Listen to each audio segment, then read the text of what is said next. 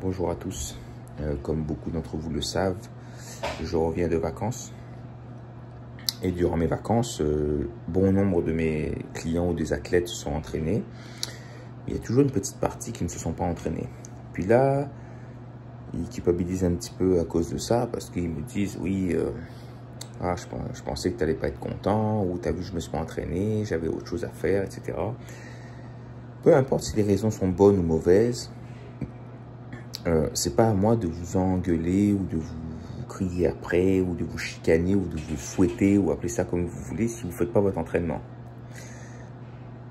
La psychologie du courage, c'est quoi? Si ce n'est qu'on a un problème, on sait qu'est-ce qu'il faut faire pour le résoudre, on a le courage et on essaie de le résoudre. Si les gens n'ont pas le courage pour le faire, quelque part, celui ou celle qui va devoir payer l'addition si une tâche n'est pas faite, c'est à elle dont revient la responsabilité de faire cette tâche. C'est pas à moi.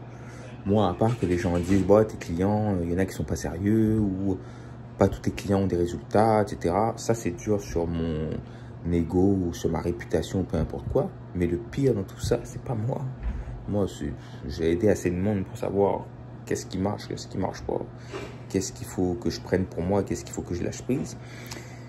Mais le pire, c'est pour cette personne-là. Donc, cette personne-là, elle procrastine à passer à l'action. C'est la même que quand elle va chez le physio, il donne des exercices, elle ne les fait pas. C'est la même qu'il ne suit pas son plan alimentaire. Et puis qui dit, j'ai pas de résultat. Puis qui attend comme ça que la vie ou l'univers lui envoie un signal pour avoir des résultats. Ça ne marche pas comme ça. Malheureusement, j'aimerais que quelqu'un me sauve moi aussi. Tu sais.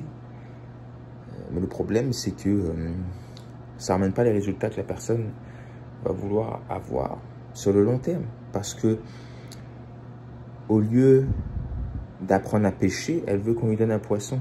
Elle est dépendante tout le temps de plein de systèmes et plein de trucs. Ça ne développe pas sa confiance en elle. Parce que c'est quand on réalise des petits... On surmonte des petits défis au fur et à mesure qu'on augmente sa confiance en soi.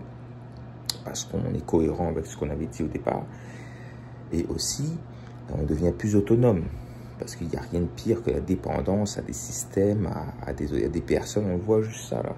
Les gens qui sont dépendants financièrement, affectivement, intellectuellement, etc. Ça crée des gens insécures, anxieux, peu importe quoi. Qui n'ont pas confiance en eux, qui accepteraient des choses qu'ils n'accepteraient pas d'habitude. Puis leur corps, lui, leur fait savoir. Parce que le corps, il est bien fait quand même. Donc, j'ai pas à chicaner des gens si vous ne faites pas votre plan. Moi, ça ne change pas grand-chose à ma vie, à part de vous voir faire du surplace. Et des fois, il ne vaut mieux rien dire que de dire. Donc, quand quelqu'un me dit qu'il a pas fait son plan, je ne dis rien. Je continue à reprendre le chemin où il est. S'il a avancé en mon absence, tant mieux. S'il n'a pas avancé, ben on continue. C'est malheureux, mais c'est ça. Donc,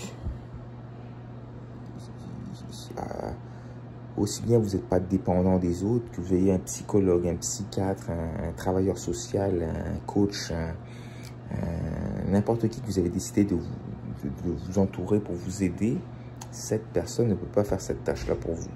Et la seule personne qui paye cette addition si cette tâche n'est pas faite, ce n'est pas ces personnes-là, c'est vous. C'est malheureux. Et quand je dis vous, tout le temps je m'inclus parce que je ne suis pas parfait. Moi aussi, j'ai procrastiné des fois sur certaines choses. Mais jamais une seule fois, ça m'a apporté des résultats. Et j'ai toujours regretté de l'avoir fait. Ça veut dire de ne pas avoir fait la tâche qui m'était